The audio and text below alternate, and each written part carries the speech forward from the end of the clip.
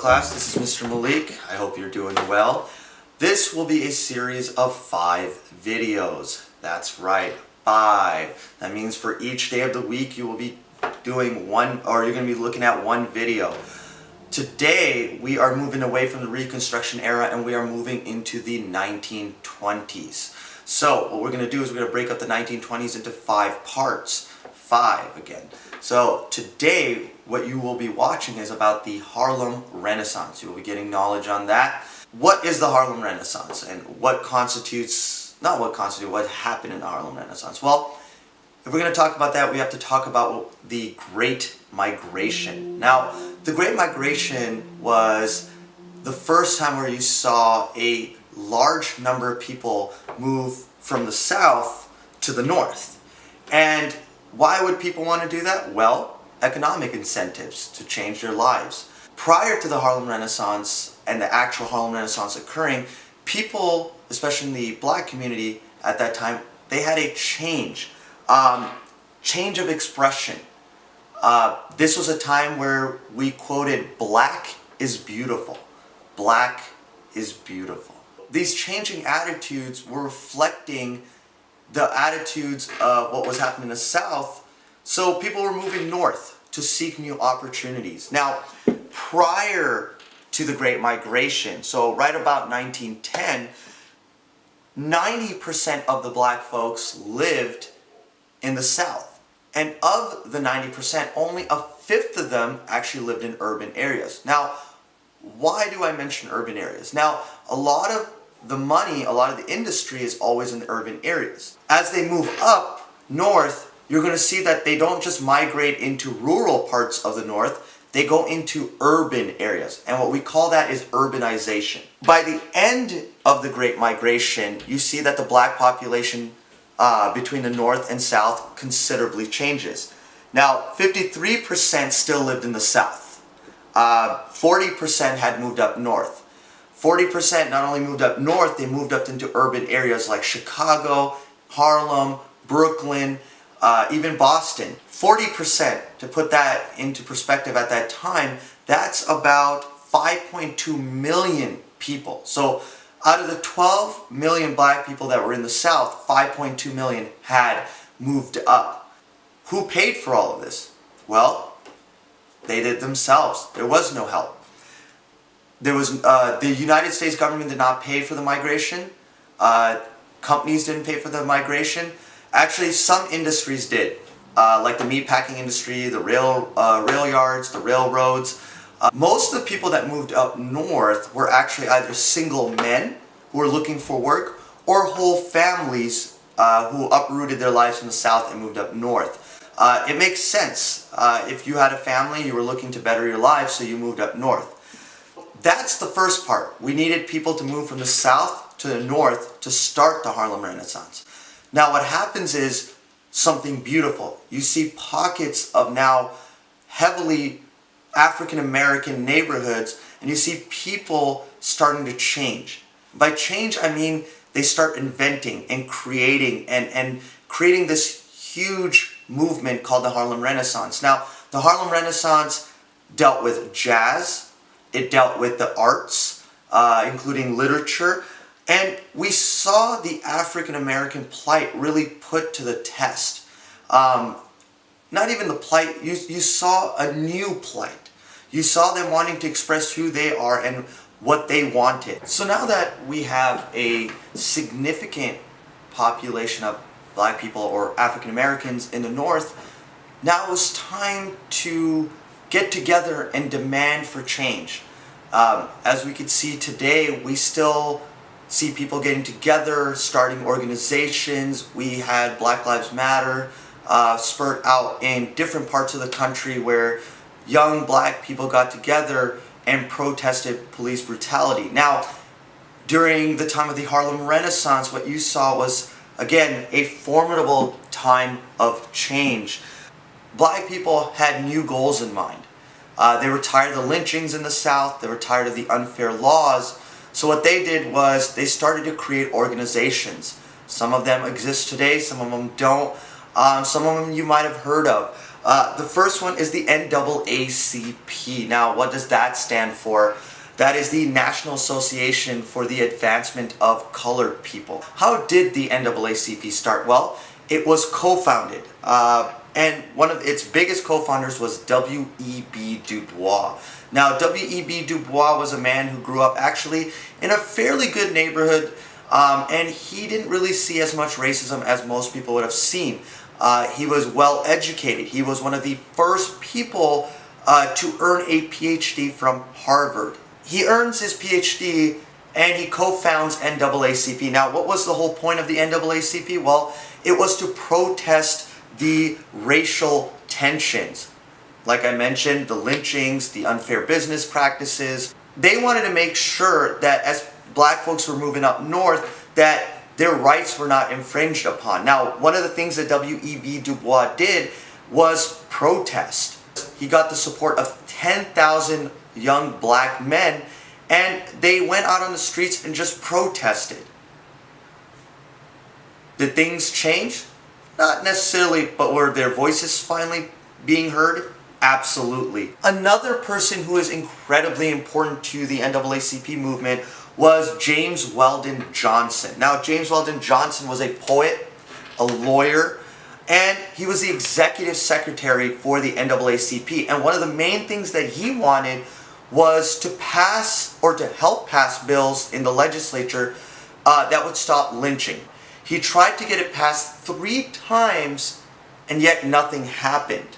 But the legacy was still there. We were building, or black people were building, a base to finally get laws that protected them and laws that were already there that were being expanded for them. We have W.E.B. Du Bois and we have James Weldon Johnson.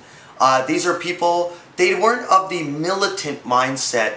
They wanted to do everything by the book, and they were going to do it within the means of the law. Now, we had this new guy come in, Marcus Garvey. Now, Marcus Garvey was an immigrant from Jamaica. Now, he immigrates to the United States and he forms the UNIA, which is the Universal Negro Improvement Association. Now, this UNIA association or group that he started was a bit more militant. His message was black people need to start their own businesses, black people need to be proud of who they are, and they need to support themselves.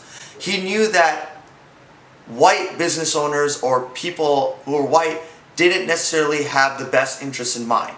So one of his other messages was that people should move back to Africa.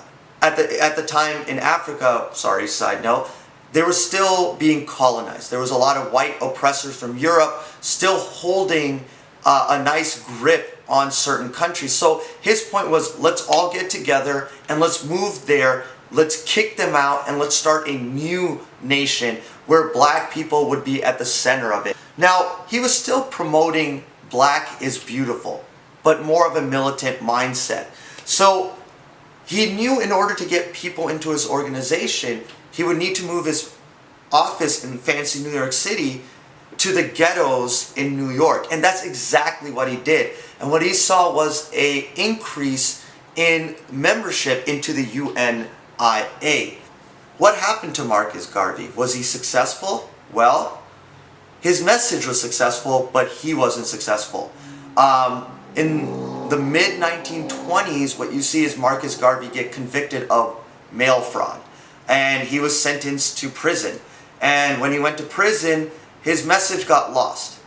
Why did his message get lost, you ask? Well, this man was charismatic. He was kind of like MLK.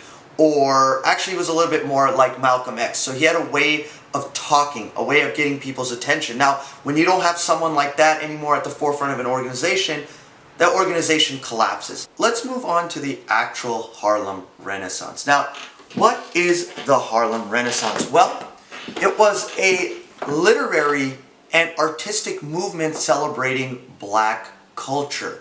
So we were putting black culture on display. How does the Harlem Renaissance become the Harlem Renaissance? Well, we need to talk about Harlem. When many of the black people who moved up north, they moved up north to Harlem. Harlem was a neighborhood on the Upper West Side of New York City's Manhattan Island. This was a heavily urban population. It was densely populated. Most of the people who had moved up north had come to Harlem, so it was densely populated. Now that gave rise to unemployment, rise to other issues such as overcrowding. So we're seeing a bubble or bubbling up of tension, but that tension was cut by the Harlem Renaissance. Now, the Harlem Renaissance was about black is beautiful. Now, we know through our history that black folks were forced out of their homelands in Africa and brought to the United States, but they were not only brought to the United States, they were also brought to the Caribbean. So in Harlem, what you saw was an emulgation of a black culture that not only came from the South, but it came from the Caribbeans, so Jamaica, Haiti. What you saw was something beautiful. You saw black people from all parts of the country come together. What James Weldon Johnson called Harlem the black capital of America. So it's no surprise that the Harlem Renaissance started there. The Harlem Renaissance, at its very core, was actually a literary movement. The jazz, the entertainment, that was just all secondary to this. Who was leading this great literary movement? Well, it was well-educated, middle-class black people. And remember we talked about W.E.B. Du Bois earlier and James Weldon Johnson. Well, these guys were helping these young writers. They helped them write, not only write, but publish their stories. Another person who was very key to the literary movement was Alain Locke. Well, Alain Locke was also a Harvard, he also attended Harvard, and he was a former Rhodes Scholar. And what he did was he took all of the works of these young African-American or black writers and published those writings in one big volume that was known as the New Negro. I'm going to try to put the New Negro, or at least some parts of that text, as part of your resources in the Google Classroom. So make sure you take a look. A novelist, poet, and Jamaican immigrant, Claude McKay. Well, Claude McKay was kind of like Marcus Garvey, and unlike W.E.B. Du Bois, where he had a militant state of mind. The reason he kind of had that militant state of mind was because he grew up poor and he was seeing what was happening in these newly created ghettos. We talked about how Harlem was just full of people in small neighborhoods, in small apartments, that it was starting to create overcrowding, and when that happens, you know, people aren't happy. So that's what he wrote about. He was writing about the plight, and to him, Marcus Garvey's message really came to him. It expressed the pain of being not only black, but being poor and black, and the strains of being black in a white-dominated society. So he was somewhat of a Marcus Garvey, but he did it in a less threatening manner, let's put it that way.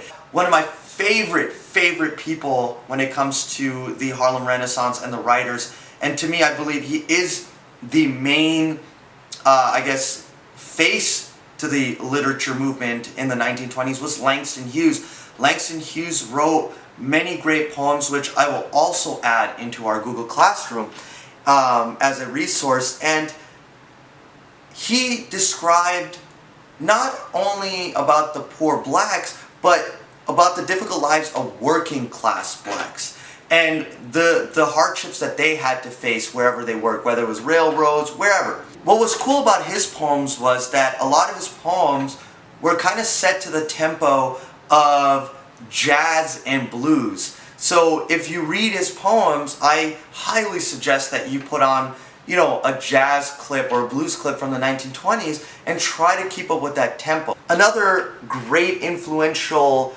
writer was a female, and that was Zora Neale Hurston. We don't really hear about a lot of women writers at that time, but Zora Neale Hurston, her focus was about not only the black people up in Harlem, but not to forget about the people who were in the South. She wrote not only poems, but she wrote novels and short stories, and they portrayed the lives of the poor, unschooled Southern black people.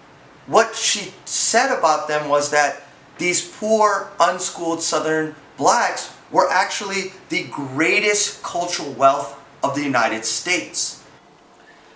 So we've just finished discussing the literary geniuses of the Harlem Renaissance. Now we're going to flip the coin. We're going to look at the performance and music portion. And this is a portion that you usually see on television and movies. Netflix does a great job picking up the 1920s eras. Now, during the 1920s, what you see is black people in the performing arts were getting significant gaining of followers. One of them was Ronald Hayes. Ronald Hayes was a tenor who rose to stardom as a concert singer.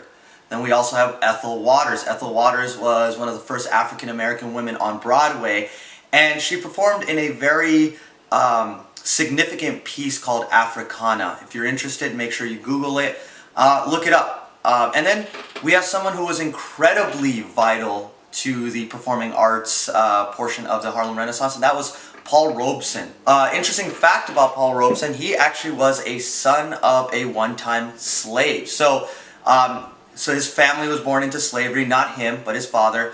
And he became a major dramatic actor. So dramatic actors today we see as Denzel Washington. So before we had that, we had people like Paul Robeson. They were coming into the scene. He acted in plays like Shakespeare's Othello, and he acted not only in the United States and Harlem, but also in Europe. The thing was, he struggled with the racism that he experienced in the United States, and for a good amount of his life, his adult life, he actually moved away from Harlem in the United States and lived overseas in either England or, believe it or not, Soviet Union. Langston Hughes, like many others, had believed that the Harlem Renaissance started with a movement called the Shuffle Along. A Shuffle Along was a song from a black comedy show that was popular in 1921. It was kind of like their version of voguing, but it was theirs. Kind of like how these, you kids do your little dances today. But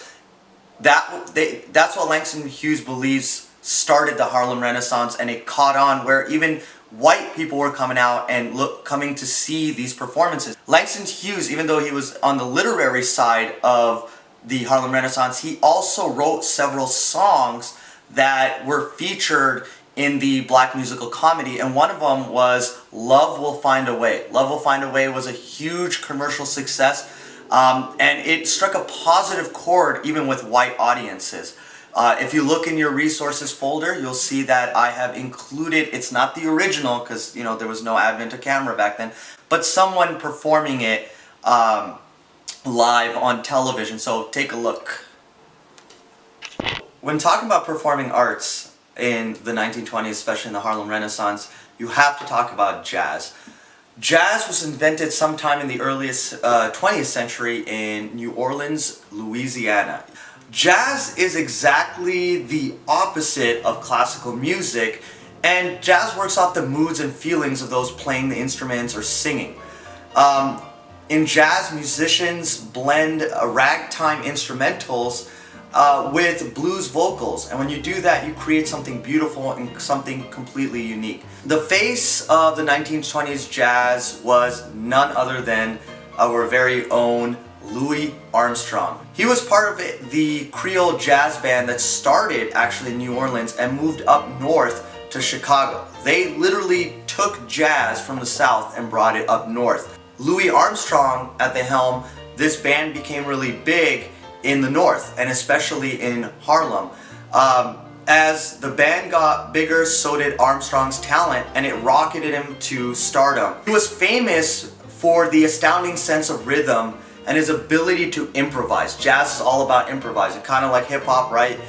You got your bars and whatnot. But it's the ability to improvise is what makes jazz so unique. And it was also a way for Armstrong to personally express his emotions at that time, the plight of the black people. Kind of like taking Langston Hughes' poems, his words, but in music form.